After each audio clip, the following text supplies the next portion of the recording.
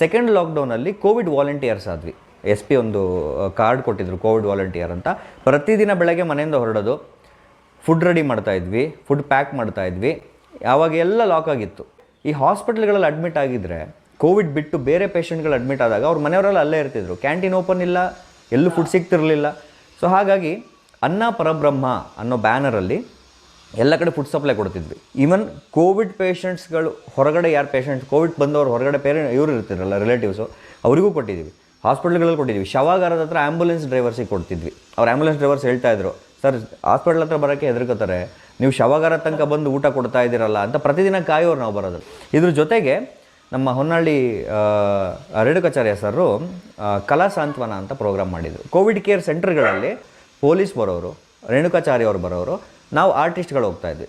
ಡಾಕ್ಟ್ರುಗಳು ಅವ್ರಿಗೆ ಧೈರ್ಯ ತುಂಬ್ತಾಯಿದ್ರು, ನೋಡಿ ಏನೂ ಆಗಲ್ಲ, ಈ ಥರ ಇರುತ್ತೆ ಅಂತ.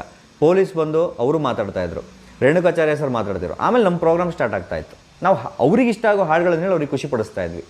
ಪೇಷಂಟ್ಸಿಗೆಲ್ಲ ಪಾಸಿಟಿವ್ ವೈಬ್ಸ್ ಕೊಡ್ತಾ ಇದ್ವಿ ಅಲ್ಲಿ. ಪ್ಲಸ್ ಜೊತೆಗೆ ಇಲ್ಲಿ ಈಶ್ವರಪ್ಪ ಅವರು ಮಾಡಿದರು ಶಿವಮೊಗ್ಗದಲ್ಲಿ ಕಲಾ ಸಾಂತ್ವನ ಅಂತ ಹೇಳ್ಬಿಟ್ಟು, ಇಲ್ಲಿ ಶುಭಮಂಗಳ ಕೋವಿಡ್ ಕೇರ್ ಸೆಂಟರಲ್ಲಿ.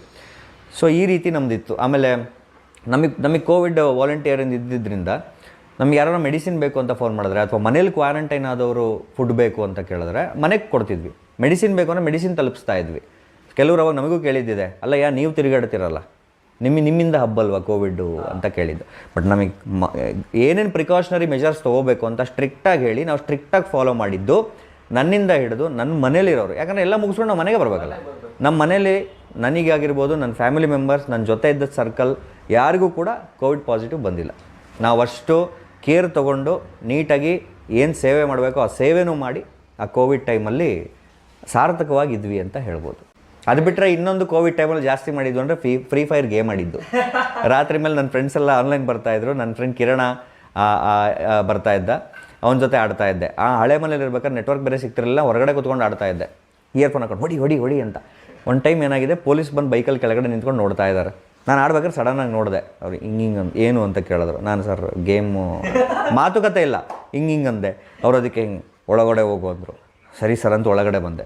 ಅದು ಯಾವ ಲೆವೆಲಿಗೆ ಅಂದರೆ, ನಮ್ಮ ಏರಿಯಾದಲ್ಲಿ ಒಬ್ರಿಗೆ ಕೇಳಿದ್ರಂತೆ, ಆ ಹುಡುಗ ಅಲ್ಲಿ ಗಡಬಿಡ್ಕಂಡಲ್ಲಿ ಮೇಲೆ ಕೂತ್ಕೊಂಡು ಆಡ್ತಾನೆ, ಯಾರು ಅವನು, ನಮ್ಮ ಹುಡುಗನೇ ರೀ, ಒಳ್ಳೆಯವನವನು ಅಂತೆಲ್ಲ ಹೇಳಿದ್ರಂತೆ. ಸೊ ಕೋವಿಡ್ ಅಂದಾಗ ಇದೊಂದು ನೆನಪು ಬಂತು.